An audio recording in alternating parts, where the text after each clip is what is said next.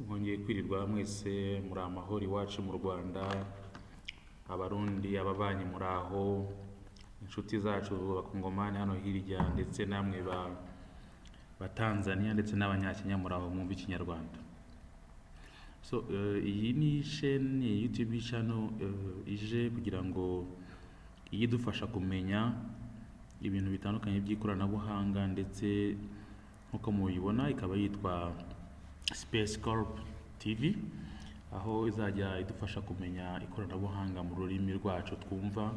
Ibi bikazateza abantu bose ku isi, haba mu gihugu cy'u Rwanda, mu Burundi, Tanzania, mu biyaga bigari muri makeya, kubasha kumenya ikoranabuhanga bakoresheje ururimi rwabo.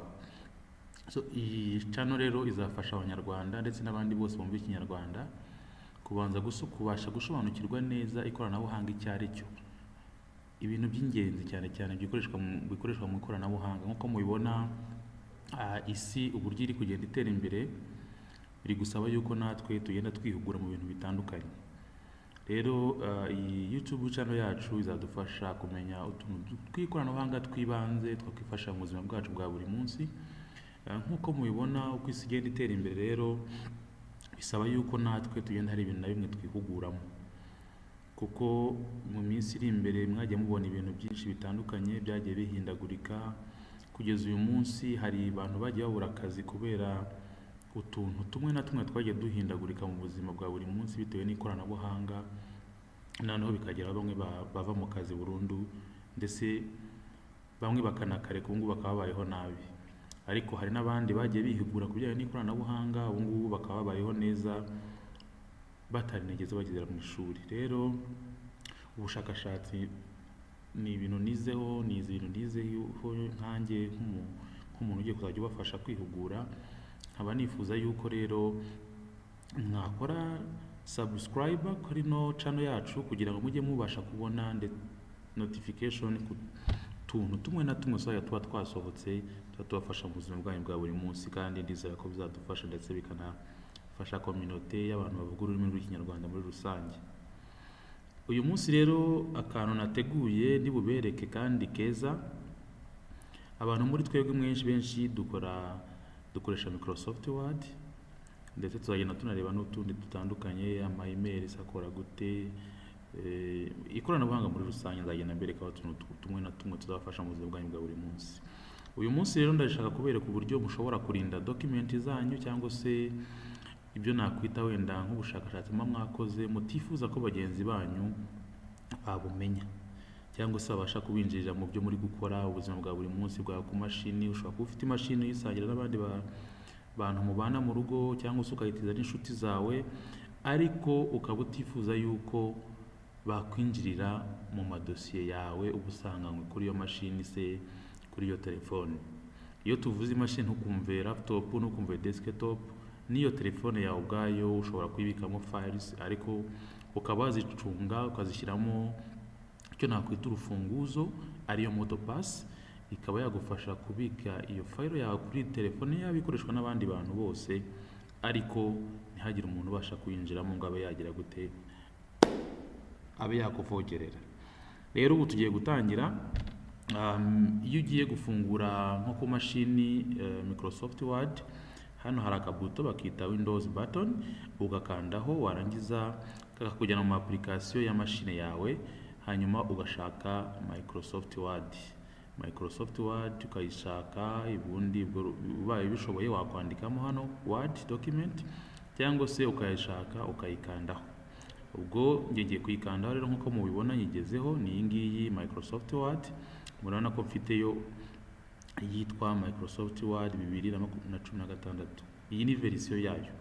Hari nawe ushobora kuba ufite verisiyo ya 2010 mu mashini yawe, 2007 se, 2013, 2019, 2021, ndetse n'ubu tuvugana ndumva verisiyo iheruka ari 2024, ndumva nayo yarasohotse.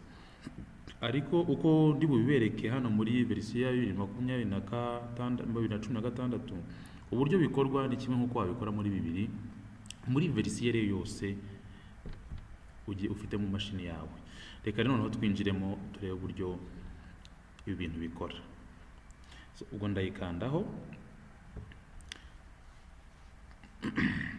So, iyo nyikanzeho nk'uko mubibona ihita imfungurira hano handitse blank document ubu ni ukuvuga ngo ninjiye muri verisiyo ya office yanjye. Hanyuma muri kubona yuko hano hejuru utu tuntu mubona hejuru hano n'utuntu bita tabs, batwita tabs mu rurimi rw'icyongereza. Iyo ukanze kuri tabs yari yose muri kubona ko hafunguka indi tabs, nako indi akantu nakita nka interface. Aka kantu rero bakita ribbons, niko kaba kariho amakomanze agiye atandukanye uko mubibona hano hejuru. Reka rero twandike, wenda tuvuge turi kwandika ibaruwa, tugiye kwandika ibaruwa se cyangwa turi kwiyandikira ibaruwa bisanzwe. Nshobora gutayipinga ariko nshobora no gusaba imashini ikampa wenda ibaruwa irimo paragraphs. Muranyihangana ndaza gukoresha icyongereza. Reka nsabe mashini impe paragraph 5 ndetse n'amarows 4. Okay, muri kubona ko iriya ni command nshobora kwifashisha muri Microsoft Word.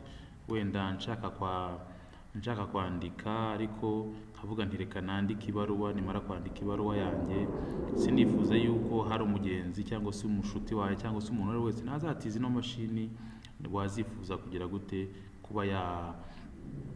kuba yakwinjira muri dosiye yanjye. So umaze kuyandika nkuko mubibona, nanditse wenda research ndi gukora n'iki, ndayidesigninze mu buryo busanzwe. Gudesigninga nta kundi, dukoresha ribbons nkuko nababwiye, nkaba nayiha font nziza.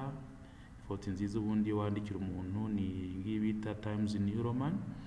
Hanyuma ukamenya rwana nk'ukuntu dividesigninze. Aha hantu niho ushobora gufata paragraph yawe ukavuga ngo reka nyaringanize bitewe n'iyo mbona imbereye nziza.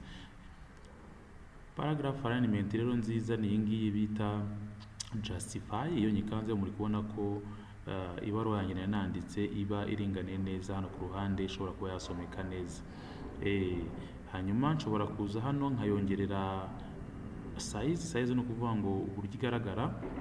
Nshobora kuyigira nini, nshobora kugabanya gato. Ibi nabyo nzagenda bibigisha gahoro ko tuzagenda tubana umunsi ku munsi, cyangwa se n'uwagira ikibazo akaba yatubwira muri commentaire, tukaba twamukora kandi ka video kajyanye n'uburyo Microsoft Word izi ribbons zikora, ndetse n'aya tabs n'amakomande agiye atandukanye tuzagenda tubireba.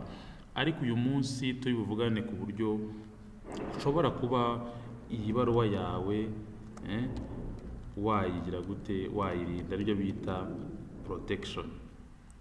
Okay, uyu munsi nibyo ndi bubigishe. Hanyuma mbereke uburyo ushobora kuba wafata ibaruwa yawe ukavuga ngo ibaruwa yanjye ndifuza ko nta wundi muntu uzagira gute uzabasha kuyinjiramo ngo amenye ngo irimo iki, sibyo? Babikora bate rero? Muri aya tabs nahoze mbereka hano hejuru hari tabs yitwa file. Okay, iyo ikanze urabona ko ihita iguha amakuru yerekeranye nawe muri make, ikaguha uburyo ushaka gufungura indi niyo wangana igihe ushaka gufungura nk'indi document. Ushaka gufungura izisanzwe, iyi ni nshyashya hano no gufungura isanzwemo. Ariko uyu munsi ngiye ikintu ndibuze kubereka n'uburyo ushaka gukora ikintu bita encryption. Encryption ni ukuvuga ngo tugiye gushyira ubwirinzi kuri ino document tumaze creatinga, kugira ngo hatazagira n'undi wakwifuza kuba yayaccessinga akaba yagira gute yatwinjirira uko yiboneye. Yego, hanyuma rero iyo umaze gukanda kuri ya tab ya file nkuko mubibona, hahita haza ino Windows ubundi ni akadirishya umuntu aba ari gukoreramo. Hanyuma iyo ukagezeho kano kadirishya ukanda hano handitse protect, hanyuma ukaza hano handitse encryptive password, hanyuma ugashyiramo password yawe ushaka. Ubwo password yawe ushyizemo ahangaha ugomba kuyimenya. Wamara kuyishyiramo ukayikonfaminga ko mubibona shyizemo imibare 4, ariko nawe ushobora gushyiramo password ushaka ariko utazibagirwa. Kuko iyi password iyo yibagiwe nawe ubwo ntabwo ushobora kongera kubona amahirwe yo kuba wamenya ibintu biri muri iyo document, kuko n'ubundi ubamaze kuyibagirwa kandi nta backup ushobora kuba wabona. Niyo mpamvu dusaba yuko rimwe na rimwe ahangaha nk'iyo twigisha twifuza yuko niba ukoze password ugomba gukora password nawe ubwawe utazibagirwa. utazibagirwa, kuko nuyibagirwa n'ibirimo byose urumva uzaba wabyibagiwe nyine kuko ntabwo cyo bizaba bikikumariye. Iyo umaze kurangiza gushyiramo password urayemeza, wamara kuyemeza ugakanda hano haba ari okay.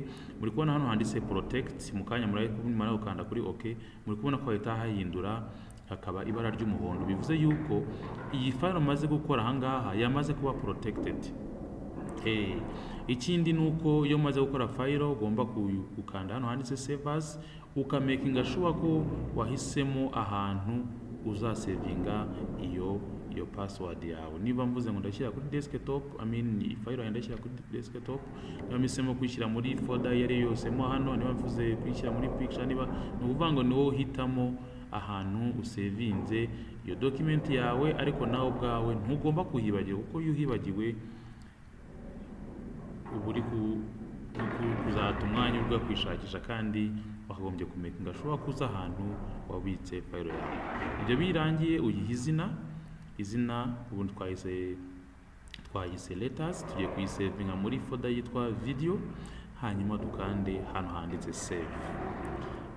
Muri kubona yuko iyo file umaze kuyisevinga izina ryayo rihita ryidisipureyinga hano hejuru, ukamakinga sure ko warishyizeho, ukamakinga sure ko wagize gute warayishyizeho ahantu kandi uzibuka nawe. Ni ukuvuga ngo iyi file yacu tuyifunze, reka tuyifunge, noneho tuye kuyishakisha turebe ngo ibitse hehe. Tuzafungura amafoda yacu nk'ibisanzwe, kuko twavuze ko twayibitse hano document. Nidukanda muri video, urabona ko tuzasangamo amafile atandukanye na yindi yacu muri kwibona hano hejuru.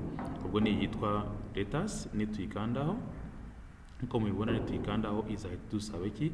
Izahita dusaba password. Ni ukuvuga ngo kuva ngubu iyi file tuyikuretinze haba ku mashini yawe cyangwa se indi yo mu kazi, nta wundi muntu uzaba wemereye kujya gute kuba yayinjiramo, kereka wowe ubwawe umuhaye password. Nkaba ari ibyo rero nari nateganyije kubereka uyu munsi. Muri kubona iyo nyinjiyemo ko ihita inyemerera kubasha kwinjira muri yo, nkaba nabasha gusoma ibintu nanditse mu gihe gishize, nkaba nakongeramo ibindi se ko mubibona, cyangwa se nkaba nagira ibyo nsibamo. Murakoze rero, ubwo mbizeza yuko ndi bukomeze kugenda mbere ku tuntu dutandukanye, ariko namwe mbifasaba yuko mwakora subscribe kuri channel yanyu ndetse yanjye, mukantera inkunga nanjye nkajya mbona imbaraga zo kugenda mbereka utuntu tugiye dutandukanye. Murakoze kandi mugire umunsi mwiza.